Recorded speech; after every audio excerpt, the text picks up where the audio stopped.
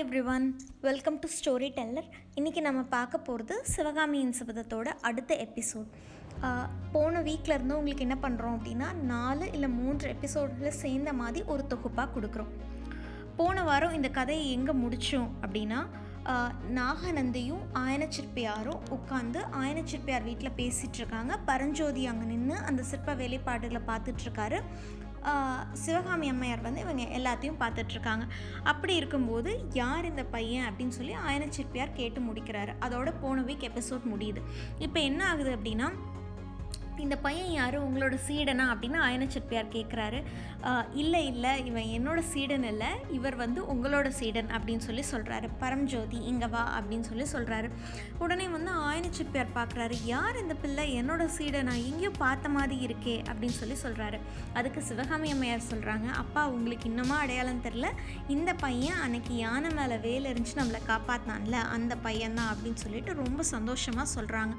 அப்போது பரம்ஜோதி வந்து ரொம்ப நன்றி உணர்ச்சியோட சிவகாமி அம்மையாரை பார்க்குறாரு. நம்மளை ஞாபகம் வச்சுருக்காங்களே அப்படின்னு சொல்லிட்டு. அதுக்கப்புறம் என்ன ஆகுது அப்படின்னா, ஆயனார் முகத்தில் ஒரே சிரிப்பு சந்தோஷம். என்ன அந்த வீர வாலிபனா நீ அப்படின்னு சொல்லி கேட்குறாரு. இந்த ஊருக்கே பெரிய ஆச்சரியம், மாமல்லர் கூட ஆச்சரியமாக உங்களை பற்றி பேசிகிட்டு இருந்தாரு அப்படின்னு சொல்லி சொல்கிறாரு. நீங்கள் எப்போ இந்த பையனை பார்த்தீங்க அப்படின்னு சொல்லி நாகநந்திகிட்ட கேட்குறாரு. அப்போ நாகநந்தி சொல்கிறாரு, சித்தர்வாச மலைக்கு போயிட்டு வரும்போது இந்த பையனை பார்த்தேன் அப்படின்னு சொல்கிறாரு. உடனே வந்து ஆயனச்சிற்பியார் என்ன பண்ணுறாரு, என்ன சித்தர் மலைக்கு போயிட்டு வந்தீங்களா அப்படின்னு, போய் பார்த்துட்டு வந்தீங்களா அங்கே இருக்க அதிசயங்களெல்லாம் அப்படின்னு சொல்லி ஆயனச்சிற்பியார் கேட்குறாரு. உடனே நாகநந்தி சொல்கிறாரு, நான் பார்த்துட்டு வந்தேன், அதை பற்றி உங்களுக்கு சொல்கிறேன், ஆனால் கண்டிப்பாக இப்போ இல்லை அப்படின்னு சொல்லிட்டு பரஞ்சோதி பற்றி சொல்கிறாரு. நான் வர்ற வழியில் இந்த பையன் சாலையோரமாக உட்காந்துட்டு இருந்தான். அப்போ இவன் மேலே ஒரு நாக சர்ப்பம் கடிக்க இருந்துச்சு. நல்ல வேலை நான் இவனை காப்பாற்றி கூட்டிகிட்டு வந்துட்டேன் அப்படின்னு சொல்கிறாரு. உடனே ஆயனச்சிற்பியார் சிரிக்கிறாரு, உங்கள் பேர் வந்து நாகநந்தி, நீங்கள் இவனை ஒரு நாக சர்ப்பம் இது பண்ணாமல் காற்று கூட்டிகிட்டு வந்துட்டீங்களா அப்படின்னு சொல்லி சொல்கிறாரு. அதுக்கப்புறம் என்ன சொல்கிறாரு அப்படின்னா, உங்களுக்கு இந்த பையன் ஒரு ஓலை கொண்டு வந்திருக்கான் அப்படின்னு சொல்லி நாகநந்தி சொல்கிறாரு. ஓலை எடுத்துகிட்டு வந்திருக்கானா, யார்கிட்ட இருந்து அப்படின்னு சொல்கிறாரு. அப்படின்னு ஆயனச்சிற்பியார் கேட்குறாரு. அதுக்கு நாகநந்தி சொல்கிறாரு, அதாவது இந்த புத்த முனிவர் சொல்கிறாரு, திருவெண்காடு நமச்சிவாய வைத்தியரிடமிருந்து, அவரோட மருமகன் தான் இந்த பையன் அப்படின்னு சொல்கிறாரு. யார், என்னோட அருமை சிநேகிதரோட மருமகனா நீ அப்படின்னு சொல்லி சொல்கிறாரு. உன் பேர் என்ன அப்படின்னு சொல்லி கேட்குறாரு. அவர் பரஞ்சோதி அப்படின்னு சொல்லி சொல்கிறாரு. சொன்னோடனே பரஞ்சோதியை ஆயனச்சிற்பியார் கட்டி தழுவுறாரு. அதுக்கப்புறம் ஓலை எங்கப்பா அப்படின்னு சொல்லி கேட்குறாரு. உடனே பரஞ்சோதி நாகநந்தியை பார்க்குறாரு. அப்போ புத்த முனிவர் சொல்கிறாரு, நாகநந்தி சொல்கிறாரு, இல்லை ஒரு மூட்டையில் ஓலைகளை எடுத்துகிட்டு வந்தார், உங்களுக்கு ஒரு ஓலையும் திருநாவுக்கரசருக்கு ஒரு ஓலையும் அவங்க மாமா ஆக்சுவலாக கொடுத்துட்ருக்காரு. ஆனால் அன்னைக்கு அந்த யானை கிட்ட சண்டை போடும்போது, யானை கிட்ட வேல் எறிஞ்சிட்டு வரும்போது இவர் அந்த மூட்டையை வழியிலேயே விட்டுட்டு வந்துட்டாரு அப்படின்னு சொல்லி சொல்கிறாரு. அப்போ ஆயனச்சிற்பியாருக்கு ஞாபகம் வருது, ஆமாம்மா ஒரு மூட்டை இருந்தது, அந்த மூட்டையை நான் தான் எடுத்து வச்சுருந்தேன். அதுக்கப்புறம் அடுத்த நாள் வந்து கோட்டை காவலர் வந்து அந்த மூட்டையை எங்கள் கிட்டேருந்து வாங்கிட்டு போயிட்டாருப்பா அப்படின்னு சொல்லி சொல்கிறாரு. அப்போது சிவகாமி வந்து நின்றுட்டே இருக்காங்க. ஆயனச்சிற்பியார் சொல்கிறாரு, நம்மளை காப்பாற்றினது இந்த பையன்தான், ஃபஸ்ட்டு இவருக்கு தேங்க்ஸ் சொல்லுமா அப்படின்னு சொல்லி ஆயனச்சிற்பியார் சொல்கிறாரு.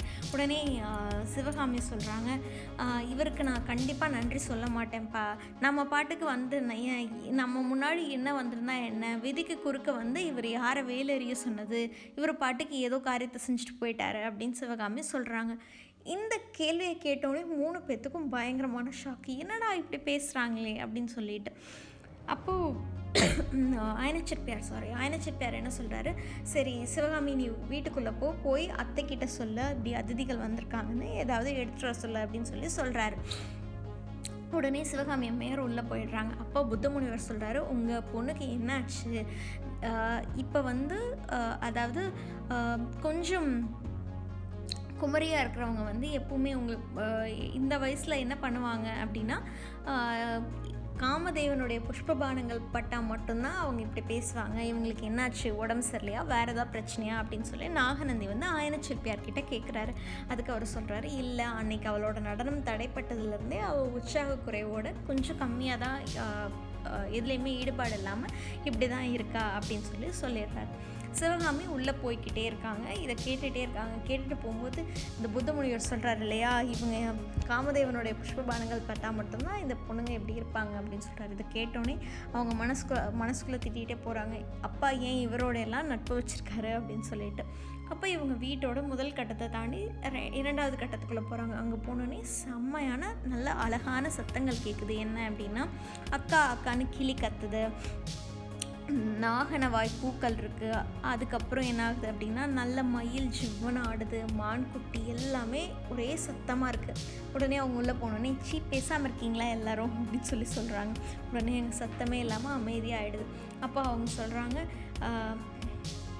இன்றைக்கி யாரையுமே நான் கூட்டிகிட்டு போகிறதில்ல, இன்றைக்கி நான் ரதியை மட்டும்தான் கூட்டிகிட்டு போகிறேன் வெளியில் அப்படின்னு சொல்கிறாங்க. அப்போது ரதி யார் அப்படின்னா, அங்கே இருந்த மான்குட்டி, அது பேர் தான் ரதி. அதை கூட்டிகிட்டு அடுத்த இதுக்கு போகிறாங்க. அடுத்த வீட்டோட 3வது கட்டத்துக்கு. அங்கே என்ன அப்படின்னா, அங்கே ஒரு சமையல் அறை இருக்குது. அங்கே அத்தை அப்படின்னு போய் சொல்கிறாங்க. அத்தை அப்படிங்கிறது சிவகாமி அவங்க ஆயனச்சிற்பியாரோட தங்கை. அவங்க வந்து அத்தைன்னு கூப்பிட்டோன்னே அங்கேருந்து ஒரு வயதான மூதாட்டி வராங்க. என்னம்மா அப்படின்னு சொன்னோடனே, இப்படி வந்து 2 அதிதிகள் வந்திருக்காங்க, அப்பா ஏன் இவரோட எல்லாம் நட்பு வச்சுருக்காரு, நம்ம வீட்டுக்கு அடிக்கடி வருவார்ல ஒரு புத்த முனிவர், அவர் வந்திருக்காரு அப்படின்னு அவங்க சொல்கிறாங்க. அவங்க உடனே சொல்கிறாங்க, அவங்க அத்தை சொல்கிறாங்க, இப்படியெல்லாம் பேசக்கூடாதுமா பெரியவங்களை அப்படின்னு சொல்கிறாங்க. சரி நீங்கள் பார்த்துங்க, நானும் ரதியும் வெளில போயிட்டு வரோம் அப்படின்னு சொல்லிட்டு 2 பேரும் வெளியில் வந்துடுறாங்க. அப்போது அவங்க வீட்டை விட்டு வெளியில் வந்தோடனே ஒரு சின்ன கொல்லைப்புறத்தில் ஒரு சின்ன தோட்டம் மாதிரி, அங்கே மல்லிகை முல்லை இந்த மாதிரி பூச்செடிகள்லாம் இருக்குது. அதை தாண்டினா அதுக்கப்புறம் ஒரு சின்ன வனப்பிரதேசம். 2 பேரும் அந்த வனப்பிரதேசத்துக்குள்ளே நடந்து போயிட்டே இருக்காங்க. அப்போது சிவகாமி என்ன பண்ணுறாங்க, அந்த மான்குட்டியை பார்த்து, அதாவது ரதியை பார்த்து கேட்குறாங்க, அப்பாவுக்கு என்னோடய அரங்கேற்றத்துக்கு 2 பேர் வரலன்னு தான் கவலை. ஒன்று திருநாவுக்கரசர், இன்னொன்று இந்த வித்த புஷு. இவங்க ஏன் வரலன்னு சொல்லி கேட்டுட்ருக்காரு. நான் வந்து ஏன் இவங்க நான் இவங்கக்கிட்ட பாராட்டு வாங்குறதுக்கு தான் நான் நடனம் ஆடினேனா? நடனம் இவ்வளோ நாளாக பகலாக ப்ராக்டிஸ் பண்ணி எதுக்கு இந்த அரங்கேற்றம் பண்ணது? இவங்க 2 பேரும் வரலன்னா இல்லை. சிவகாமி அம்மை சொல்கிறாங்க, நான் யாரோட பாராட்டை வாங்குறதுக்கு பகலாக ப்ராக்டிஸ் பண்ணணும், யார் இந்த கலைக்கெல்லாம் பெரிய மகா ரசிகரோ அவர் வரல. 7 வருஷங்களுக்கு முன்னாடி நான் சின்ன குழந்தையாக இருக்கும்போது என்னோட கை கோர்த்துட்டு நடனம் ஆடுவார். நான் நடனம் ஆடும்போது எனக்கும் கற்றுக் கொடுங்கன்னு சொல்லி மேடை ஏறி வருவார். அப்படி இருக்கிறவரே வரல. நீயே சொல்லுறது, இந்த ஆண் பிள்ளைகளை இப்படி தானா அப்படின்னு சொல்லி அந்த மான்குட்டியை பார்த்து கேட்குறாங்க. அதுக்கு அவங்க சொன்னது எதுவுமே புரியலை. அது பாட்டுக்கு தலையை குமிச்சிட்டு அதாவது நுனிப்புல்லை மேய்ஞ்சிக்கிட்டு அது பாட்டுக்கு அமைதியாக வருது. இப்படியே 1/2 மணி நேரம் அவங்க 2 பேரும் ட்ராவல் பண்ணிட்டே இருக்காங்க. அந்த வனப்பிரதேசத்துக்குள்ளே கொஞ்சம் தூரம் தாண்டினோன்னே ஒரு பெரிய தடாகம். அந்த பெரிய தடாகத்தில் அழகான தாமரை மலர்கள் இருக்குது. இவங்க போய் அந்த தடாகத்துக்குள்ளே நிற்கிறாங்க. அங்கே நிற்கும்போது சிவகாமி அம்மையாரோட முகம் அவ்வளோ அழகாக அந்த தடாகத்தில் தெரியுது. அப்போது இவங்க வந்து சிவகாமி அம்மையார் வந்து அந்த தடாகத்தை பார்த்துட்டே நிற்கிறாங்க. ரொம்ப நேரமாக அவங்க நடந்து வரும்போது அவங்க என்னென்ன ஃபீல் பண்ணுறாங்களோ எல்லாமே அந்த மான்குட்டிக்கிட்ட சொல்லிகிட்டே வராங்க. யாரையோ திட்டிகிட்டு வராங்க. அவங்க யார் வரணும்னு எதிர்பார்த்தாங்களோ அவர் வரலன்னு சொல்லி திட்டிகிட்டே வராங்க. இங்கே தடாகத்துக்கு வந்து நின்னோடனே சொல்கிறாங்க, ரதி இதை பாரு, இனிமேல் அவர் எப்போ வேணாலும் வரட்டும், ஆனால் வந்தால் நான் முகம் கொடுத்து பேசவே மாட்டேன், கண்டிப்பாக பேசவே மாட்டேன் அப்படின்னு சொல்லிகிட்ருக்காங்க. இப்படி சொல்லிகிட்டு இருக்கும்போது தூரத்துலேருந்து ஒரு குதிரை சத்தம் கேட்குது. அந்த குதிரையில் இருந்து ஒரு வீரன் உட்காந்துருக்காரு. அவர் அந்த குதிரையிலேருந்து கீழே இறங்கி அந்த தடாகத்தை நோக்கி நடந்து வராரு. அப்போது அந்த தடாகத்தை நோக்கி நடந்து வந்த வீரர் வந்து தன்னை நோக்கி வராங்க அப்படின்னு சொல்லி சிவகாமி அம்மையாருக்கு தெரிஞ்சிச்சு. அது யாருன்னு சொல்லி திரும்பி பார்க்கணுன்னு அவங்களுக்கு ரொம்ப ஆவல். ஆனால் அவங்களுக்குள்ளே இருக்கிற ஆர்வத்தை அடக்கிட்டு அப்படியே அசையாமல் அப்படியே நிற்கிறாங்க. அங்கேருந்து யார் வர அப்படின்னா, இவங்க இன்ன வரைக்கும் யாரை திட்டிகிட்டு இருந்தாங்களோ அவர் தான் குமார சக்கரவர்த்தி மாமல்ல நரசிம்மர் வந்து வராரு. அவர் என்ன பண்ணுறாரு, கையில் ஒரு வேலை தூக்கி பிடிச்சிட்டு வராரு. அப்போ அவர் வந்து பார்க்கும்போது அந்த தெளிந்த நீரோடையில் அந்த தடாகத்தில் சிவகாமி அம்மையாரோட முகம் அவ்வளோ அழகாக தெரியுது. அவங்களுக்கு பக்கத்தில் வீரம் பொருந்திய ஒரு வீரர் வந்து அவ்வளோ தேஜஸுடன் வந்து நிற்கும்போது அந்த இடம் அவ்வளோ அழகாக இருந்துச்சு. ஸோ அவர் வந்து அவங்கள நேராக பார்க்காம அந்த தண்ணீரில் பிரதிபலிக்கிறவங்களோட முகத்தை பார்த்து பேசலான்னு ஆரம்பிக்கிறாரு. அப்போது சிவகாமி டக்குன்னு முகத்தை திருப்பிட்டு இன்னொரு பக்கத்தில் நிற்கிற அந்த மான்குட்டி, அதாவது அந்த ரதியை பார்த்து சொல்கிறாங்க, யார் இவர் ரதி, எதுக்கு இங்கே வந்திருக்காருன்னு கேளு அப்படின்னு சொல்கிறாங்க. இதை கேட்டுட்டு நரசிம்மர் முகத்தில் பயங்கரமான சிரிச்சுட்டு சொல்கிறாரு, ரதி உன் எஜமானி தான் இந்த பரதகண்டத்திலேயே இந்த பரதகண்டத்திலே இவங்களுக்கு இணையான யாருமே கலாராணி இல்லை, அதனால் என்னோடய பழைய ஸ்நேகிதத்தை மறந்துட்டாங்களோ அப்படின்னு ஒரு வேளை மறந்துருப்பாங்க, இதில் ஆச்சரியப்பட்டதுக்கு என்ன இருக்குது, பெரிய கலாராணி ஆயிட்டாங்கல்ல அப்படின்னு சொல்லிட்டு நரசிம்மர் சொல்கிறாரு. உடனே சிவகாமிக்கு பயங்கரமான கோவம். உடனே சொல்கிறாங்க, ஓ ஆச்சரியமாக பார்க்குறாரா இவர், சரி என்னோட 1000 கோடி நமஸ்காரங்களை இவருக்கு சொல்லிடுறதி அப்படின்னு சொல்கிறாங்க. இந்த உலகத்திலேயே தேசங்களுடைய எல்லா ராஜாக்களையும் வென்றிருக்கிற பெரிய பிரபு இவர். அப்பேற்பட்டவருக்கு இந்த ஏழை சிற்பி, அதாவது அந்த ஆயன சிற்பியோட மகளை தெரியுமா, அந்த எட்டாத பழத்துக்கு ஆசைப்பட்டது என்னோட தப்பு தான் அப்படின்னு ரதி திரும்பியும் சொல்கிறாங்க. இதுக்கப்புறம் திரும்பி மாமல்லர் பேச ஆரம்பிக்கிறாரு. ரதி அவரும் மான்குட்டியை பார்த்து பேசுகிறாரு. சொல்கிறாரு, உன் எஜமானிக்கு ஒரே ஒரு விஷயத்தை மட்டும் ஞாபகப்படுத்து, இங்கே எந்த பரத சாஸ்திர இதுவும் நடக்கலை, இங்கே எந்த ஃபங்க்ஷனும் அரங்கேற்ற மேடையும் நடக்கலை, அபிநயமெல்லாம் பிடிக்க வேணாம், கொஞ்சம் இதெல்லாம் ஒதுக்கி வச்சுட்டு எங்கிட்ட பேச சொல்லு அப்படின்னு அவர் ரதியை பார்த்து சொல்கிறாரு. அப்போது சிவகாமி அம்மையாருக்கு மறுபடியும் பயங்கர கோவம் வந்துச்சு. அவங்க கண்கள்லாம் அப்படியே கோவப்பழம் போல் பயங்கரமாக செவந்துச்சு. உடனே அவங்க திருப்பி சொல்கிறாங்க, ஆமாம் நான் நடன மேடையில் அரங்கேற்ற மேடையில் ஆடுற நாடகக்காரி தான், ஆனால் இவர் யார், காஞ்சி சக்கரவர்த்தியின் திருக்குமாரராச்சே அப்படின்னு சொல்கிறாரு. அவர் எங்கே இருக்கார், ஆயனச்சிற்பியாரோட பொண்ணு நான் எங்கே அப்படின்னு சொல்கிறாங்க. இவரோட அருளையும் ஆசையும் பெறதுக்கு அரண்மனையில் எக்கச்சக்க ராஜகுமாரிகள் இருக்காங்க, நான் ஒரு சாதாரண சின்ன பொண்ணு, அரங்க மேடையில் ஏறி ஆடும்போது இந்த ஏழை பெண்ணோட ஞாபகம் இவருக்கு எப்படி வரும் அப்படின்னு சொல்கிறாங்க. ஸோ நரசிம்மர் என்ன சொல்கிறாரு, மறுபடியும் பேச ஆரம்பிக்கிறார். அவர் பேசும்போது, ஏமா இப்படியெல்லாம் பேசுகிற, கண்டிப்பாக நான் ஒரு நாள் இந்த பல்லவ சக்கரவர்த்தியோட தலைவன் ஆகும்போது கண்டிப்பாக அந்த மேடையில் உன்னோட சலங்கைக்கு என்னுடைய பதவியை கண்டிப்பாக அர்ப்பணம் பண்ணுவேன் அப்படின்னு சொல்கிறாரு. என்னை நீ இன்னும் புரிஞ்சுக்கவே இல்லையா அப்படின்னு கேட்குறாரு அவர். அப்போது மீண்டும் மான்குட்டியை பார்த்து சிவகாமி அம்மையார் சொல்கிறாங்க, ரதி கதைகள்லையும் காவியங்கள்லையும் தான் இந்த மாதிரி புருஷக்காரர்கள் நயவஞ்சகத்தை பற்றி, இந்த மாதிரி இருக்கிறவங்களோட கதைகள் காவியங்களில் தான் இந்த மாதிரி இருக்கிறவங்களோட நயவஞ்சகத்தை கேள்விப்பட்டிருக்கேன், நிஜமாவே நான் பார்த்ததில்லை, இப்போ தான் காஞ்சி குமார சக்கரவர்த்தியை பார்க்குறேன், இவருக்கு ஈடையினை யாருமே இல்லை அப்படின்னு சொல்கிறாங்க. இப்போ நரசிம்மவர்மருக்கு செம்மையாக கோவம் வந்துருச்சு. உடனே அவர் சொல்கிறாரு, சிவகாமி ஏன் இன்றைக்கு இவ்விதம் மாறிப்போயிருக்கிறாய், நான் உன்னை எவ்வளோ ஆசையாக பார்க்க வந்தேன் அப்படின்னு அவர் கேட்குறாரு. நான் வந்தது உனக்கு பிடிக்கல அப்படின்னு தான் நீ சொல்லு, நான் போயிடுறேன் அப்படின்னு சொல்கிறாரு. உடனே சிவகாமி அம்மையார் சொல்கிறாங்க ரதியை பார்த்து, அவர் போனால் போகட்டும் ரதி, ஆனால் போகிறதுக்கு முன்னாடி என் மேலே குற்றம் இல்லை அப்படின்னு சொல்லிட்டு போக சொல்லு, அதாவது சிவகாமி அம்மையார் மேலே குற்றம் இல்லை அப்படின்னு சொல்லிட்டு கோச்சிட்டு போக சொல்லு அப்படின்னு சொல்கிறாங்க. உடனே டக்கு நரசிம்மர் திரும்பிட்டு, நான் அப்படி என்ன தப்பு செஞ்சேன், எனக்கு சொன்னால் தானே தெரியும் அப்படின்னு சொல்கிறாரு. உடனே சிவகாமி அம்மையார் இப்போ தான் திரும்பி அவரை நேருக்கு நேர் பார்க்குறாங்க. பார்த்துட்டு இந்த இடத்துல கல்கி சொல்லியிருக்காரு, சிவகாமி பெண் சிங்கத்தை போல் கம்பீரமாக அவரை திரும்பி பார்த்து. அந்த காலத்துல எல்லாம் பெண்களை அப்போவே நல்ல பெண் சிங்கம் மாதிரி வர்ணிச்சிருக்காங்க. சிவகாமி பெண் சிங்கத்தை போல் கம்பீரமாக அவரை திரும்பி பார்த்து, என்னோட நடனக்கலையை பற்றி எல்லாருமே பாராட்டி பேசினாங்க, எல்லாருமே அவ்வளோ சந்தோஷமாக அரங்கேற்றம் பண்ணும்போது பேசினாங்க, ஆனால் எனக்கு ரொம்ப கஷ்டமாக இருந்துச்சு நீங்கள் வரலன்னு தான் அப்படின்னு சொல்கிறாங்க.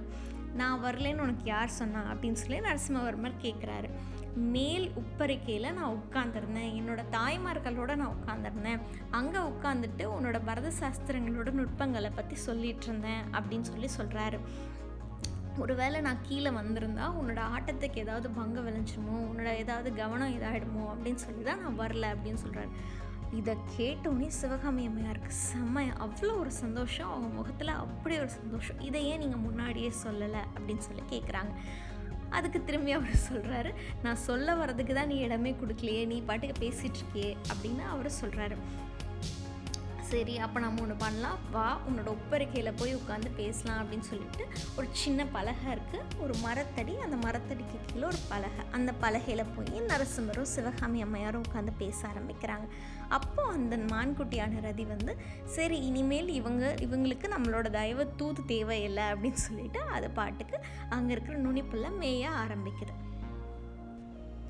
இப்போது 2 பேரும் வந்து அந்த பலகை மேலே உட்காடுறாங்க. உட்கார்ந்த பிறகும் சிவகாமி அம்மையார் வந்து முகத்தை திருப்பிகிட்டே இருக்காங்க.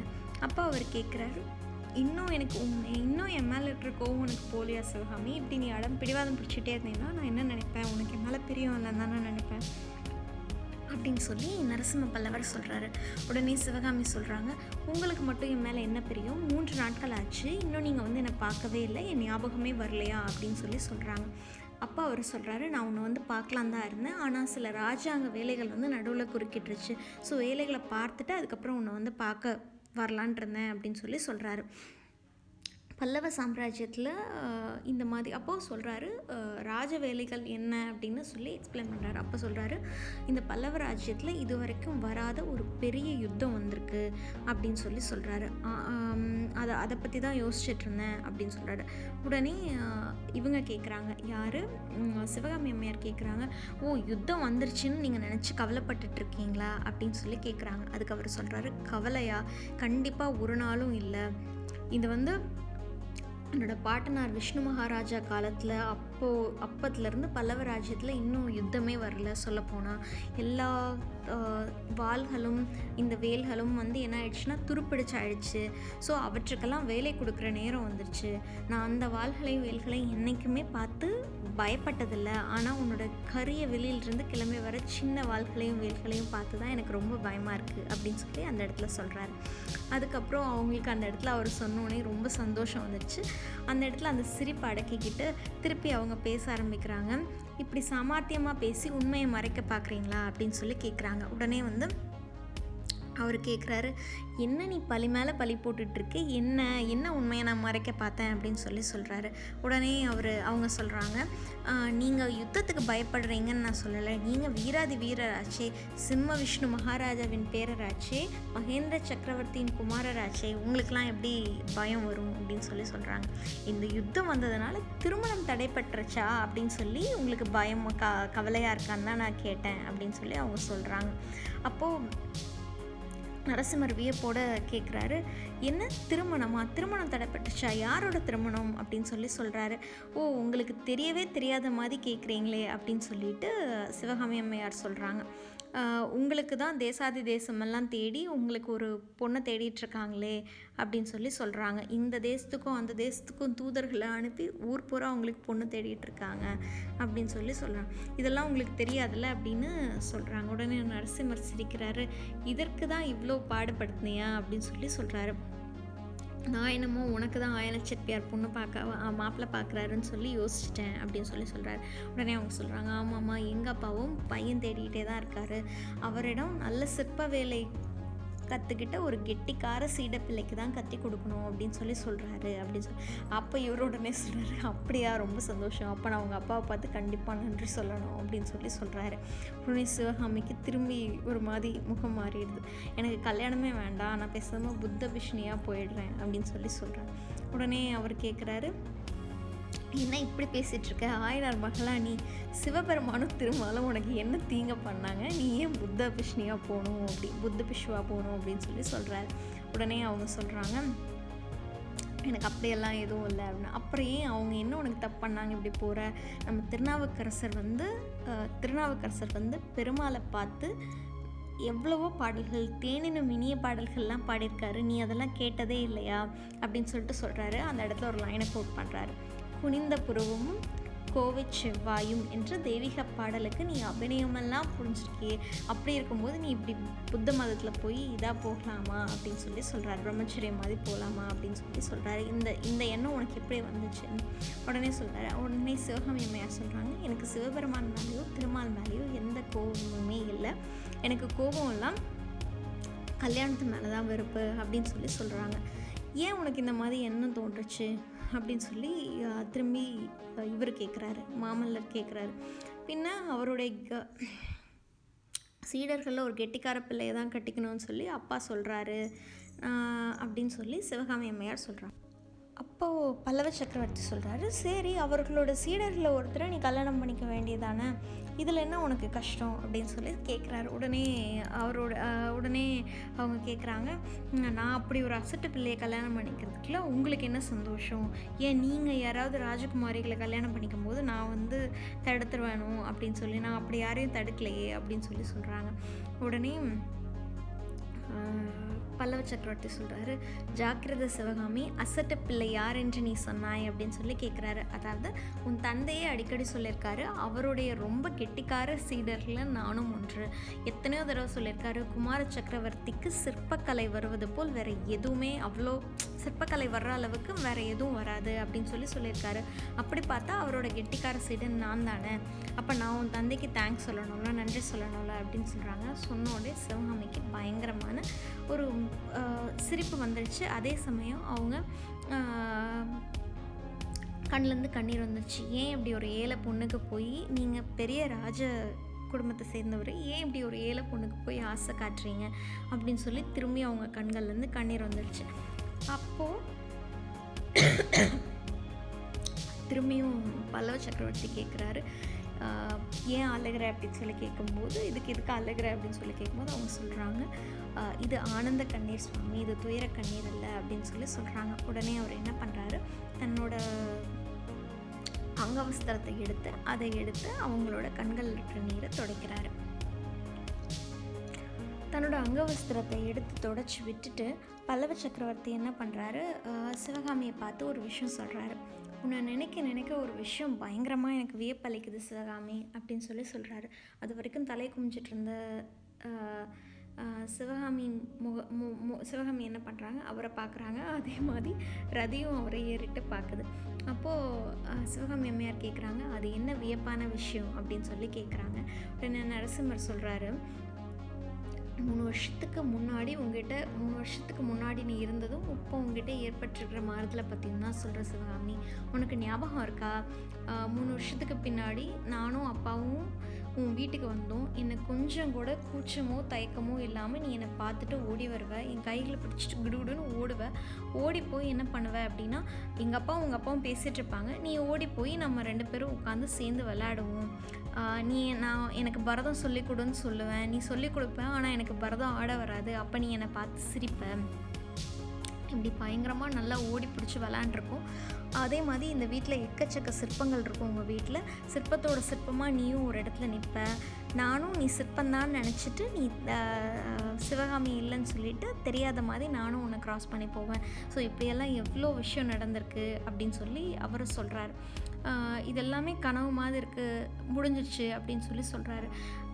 அப்போது சிவகாமி அம்மையார் கேட்குறாங்க, அப்போ நான் இப்போ மட்டும் என்ன மாறி போனேன் அப்படின்னு சொல்லுது. நல்ல வேலை ஞாபகப்படுத்திட்டேன், நான் சொல்கிறேன்.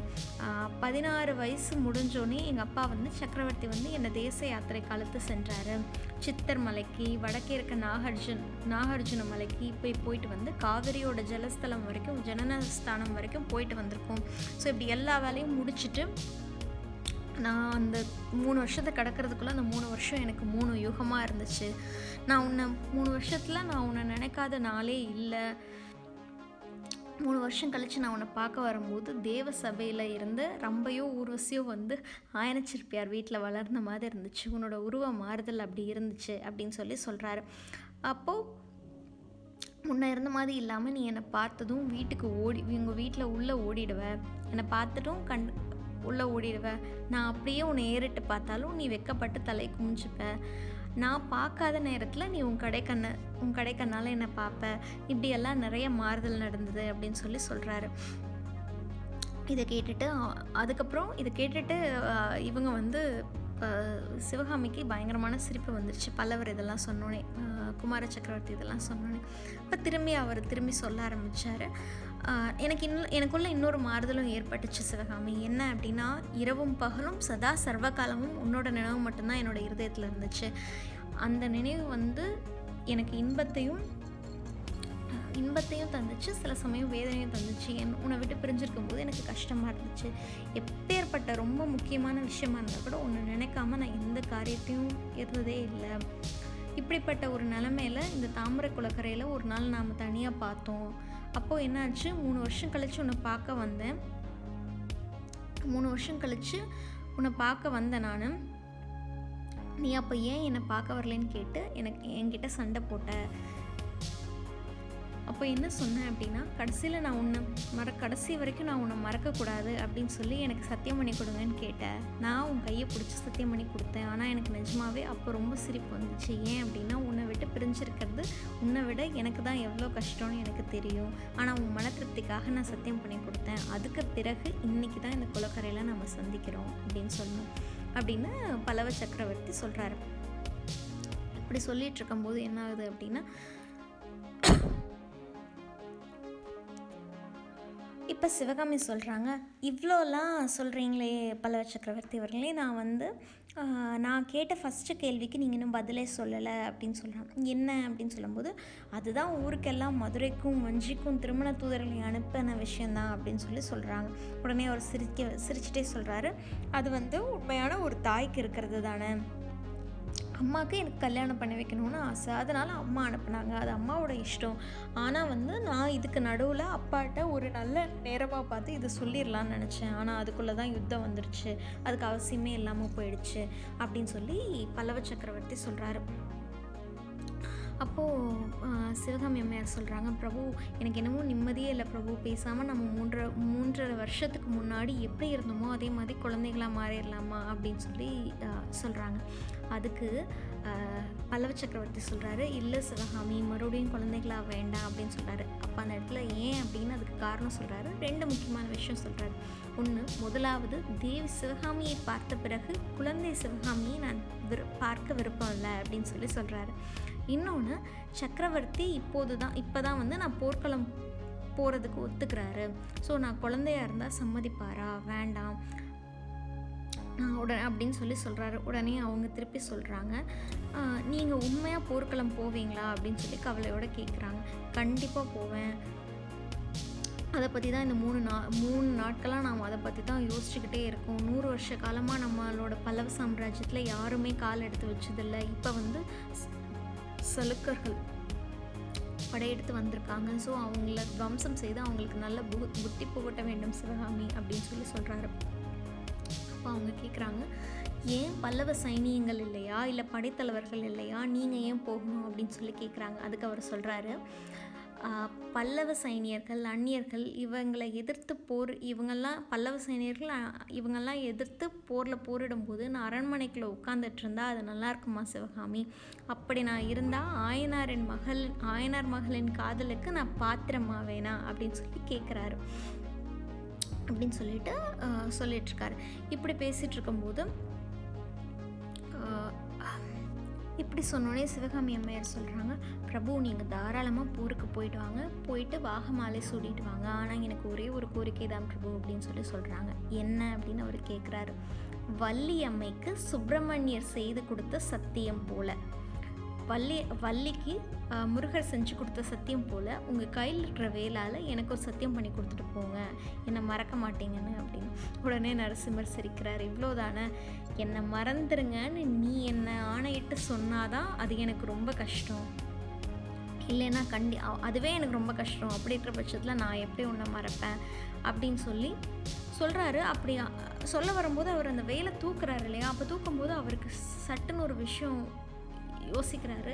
அப்போது உடனே சிவகாமி அம்மையார் கேட்குறாங்க, ஏன் தயங்குறீங்க, அதுக்குள்ளே உங்கள் மனசு மாறிடுச்சா அப்படின்னு அவர் சொல்கிறாரு, இல்லை இந்த வேல் என்னோடதில்லை, இந்த வேல் இன்னொரு இது மேலே ஆணையிட்டு சொல்ல வரும்போது தான் எனக்கு இந்த வேல் டக்கு ஞாபகம் வந்துச்சு. இந்த வேல் யார் வச்சுருந்தனோ அந்த வீரனை பார்த்துட்டு அவனை பாராட்டிட்டு இதை கொடுக்கணும்னு நான் நினச்சேன் அப்படின்னு சொல்கிறாரு.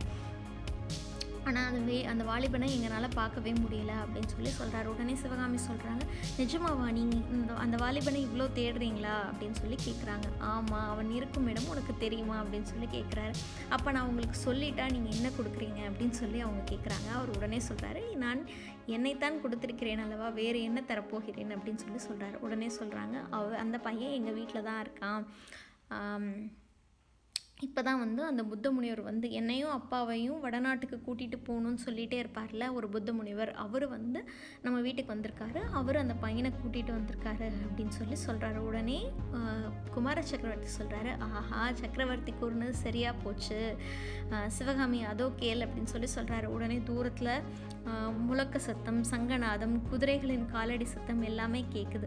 சக்கரவர்த்தியா அப்படின்னு சிவகாமி கேட்குறாங்க. உடனே குமார சக்கரவர்த்தி சொல்கிறாரு, ஆமாம் அப்பா தான் வந்துட்டுருக்காரு, நீ வந்து குறுக்கு வழியாக வந்துடு, நான் உங்கள் வீட்டுக்கு வாசலில் அப்பாவோட போய் சேர்ந்துட்டு உங்கள் வீட்டு வாசலுக்கு முன்னாடி வருவோம், நீ குறுக்கு வழியாக வந்து எப்படியாவது உங்கள் வீட்டுக்கு வந்துரு அப்படின்னு சொல்லி சொல்கிறாரு. சொல்லிவிட்டு சொன்ன உடனே அவர் கிளம்புறாரு. உடனே வந்து அவங்க சொல்கிறாங்க, பிரபு போர்க்களம் போகிறதுக்கு முன்னாடி கண்டிப்பாக என்னை ஒரு தடவை வந்து பார்ப்பீங்கள்ல அப்படின்னு சொல்லி கேட்குறாரு. கண்டிப்பாக நான் உன்னை வந்து பார்த்துட்டு போவேன், அவசியம் வருகிறேன், உன் கருவெளிகளில் மின்னும் வேல்களின் மீது ஆணை அப்படின்னு சொல்லிட்டு போகிறார். அவர் அந்த வேல் மீது ஆணையாக சொல்ல, அவங்களோட கருவெளிகளில் மின்ற அந்த வேல் மீதுன்னு அந்த இடத்துல சொல்லிட்டு ஆணையிட்டு சொல்லிட்டு கிளம்புறாரு. உடனே அவங்களுக்கும் சந்தோஷம், அவரும் டக்குன்னு குதிரையில் ஏறி கிளம்பி போயிடுறாரு. இவங்க தன்னோட வீட்டுக்கு திரும்பி ரதியை கூட்டிகிட்டு வேகமாக நடந்துட்டு வராங்க. ஸோ இதோட இந்த வாரம் சிவகாமியின் சபதம் முடியுது. 4 எபிசோட் சேர்த்து இன்றைக்கி உங்களுக்கு சொல்லியிருக்கேன். இன்னையோட வேலின் மீது ஆணையோட இன்றைக்கி கதை முடியுது. தேங்க்ஸ் ஃபார் ஹியரிங் அண்ட் வாட்சிங் ஸ்டோரி டெல்லர். தேங்க்யூ.